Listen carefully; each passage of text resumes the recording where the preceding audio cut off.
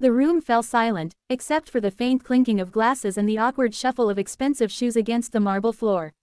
Daniel Carter, a rugged single dad in his late 30s with calloused hands and a military stance, stood awkwardly in a suit that didn't quite fit. He wasn't used to these corporate gatherings, but his 10-year-old son, Michael, had begged him to come. Daniel wasn't there for prestige or business opportunities. He wasn't even part of the wealthy circle that had gathered in the lavish ballroom of King's Crown Enterprises. He was there because Michael's school had partnered with the corporation for a scholarship chess program. And Michael, a bright boy with dreams far bigger than their tiny two-bedroom apartment, had qualified to attend the event. But the moment Daniel stepped into the room, the laughter began. "Who invited the soldier?" one man whispered, not so quietly. "Look at his shoes, they're scuffed." A young executive snickered. "Probably can't even spell, checkmate," another joked, his voice dripping with arrogance. Daniel's chest tightened, but he said nothing. He had been through worse. Battlefields where every second counted, places where silence meant survival. He had lost friends, endured storms, and carried the weight of responsibility that most of these men and women in designer suits would never understand. Their laughter was noise, painful noise, yes, but nothing compared to the memories he carried. Michael tugged at his sleeve. "Dad, don't mind them. You always told me, we're stronger when we stay calm." Daniel smiled faintly, kneeling to his son's height.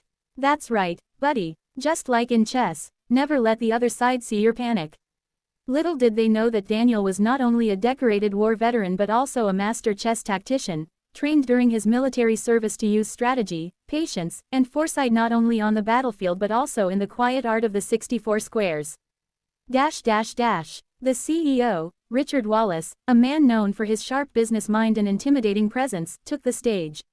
He announced with pride that the evening would feature a friendly chess exhibition, where his team of executives, Harvard graduates, financial geniuses, and polished strategists, would showcase their brilliance.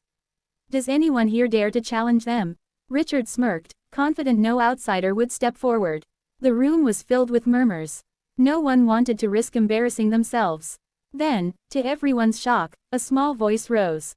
"My dad will," Michael said, his hand shooting up. Gasps echoed across the ballroom. Daniel froze, his heart pounding.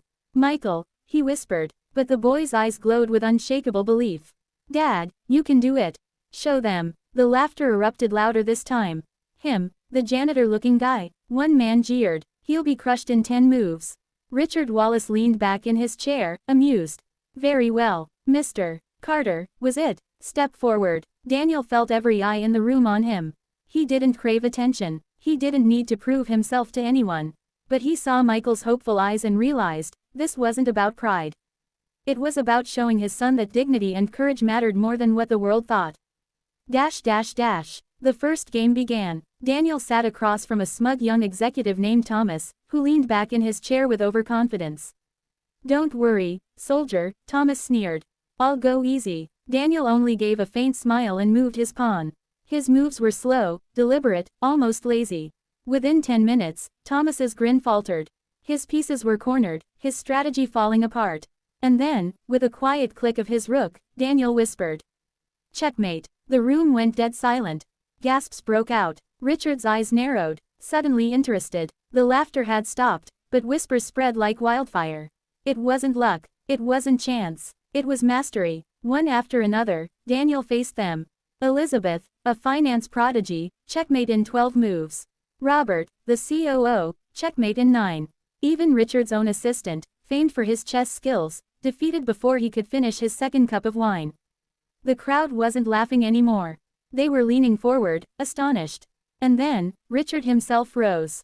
"Enough games," he said, his voice heavy. "Play me." The CEO's presence was commanding. He sat across from Daniel with a smirk, the kind that came from years of winning, not just games, but battles of business, power, and pride.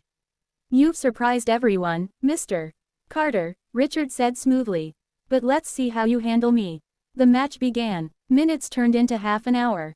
Every move was a war. Pawns became soldiers, bishops maneuvered like shadows, rooks thundered down the board. Richard was skilled, far more skilled than his executives, but Daniel's mind worked differently. He wasn't just playing chess. He was reliving missions, anticipating ambushes, thinking 10 steps ahead. Sweat glistened on Richard's forehead as his carefully laid traps crumbled. Daniel, calm and steady, advanced his knight. Check, he said softly. Richard tried to counter, his jaw tight. Daniel moved again, his pieces closing in.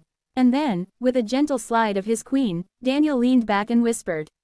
Checkmate. Dash dash dash. The ballroom erupted, not in laughter this time, but in stunned applause. The same people who had mocked him were now staring in disbelief, some even standing in respect. Richard Wallace sat frozen, his face pale. For the first time in years, the mighty CEO had been bested in front of everyone. He looked at Daniel, speechless, before finally standing and extending his hand. You are extraordinary, Richard admitted. Tell me, where did you learn to play like that? Daniel's eyes softened, glancing at Michael. On battlefields, in silence, when every move meant life or death. And at home, teaching my boy that life is about patience, not pride. Dash dash dash. That night, everything changed. Richard offered Daniel a position, not as a corporate puppet, but as the head of a new mentorship program, blending chess strategy with leadership training for underprivileged youth. Daniel didn't care for titles or money. But he accepted, for Michael's sake, and for every child who needed to believe they were more than society's laughter. Dash dash dash. Weeks later, Daniel stood in the same ballroom, no longer the outsider mocked for his worn shoes, but a man honored for his courage, his strategy, and his heart. Michael beamed from the crowd, shouting, "That's my dad." And for the first time in years, Daniel allowed himself to smile fully, not because he had defeated a CEO, but because he had shown his son that true power lies not in wealth or status, but in dignity, perseverance, and love.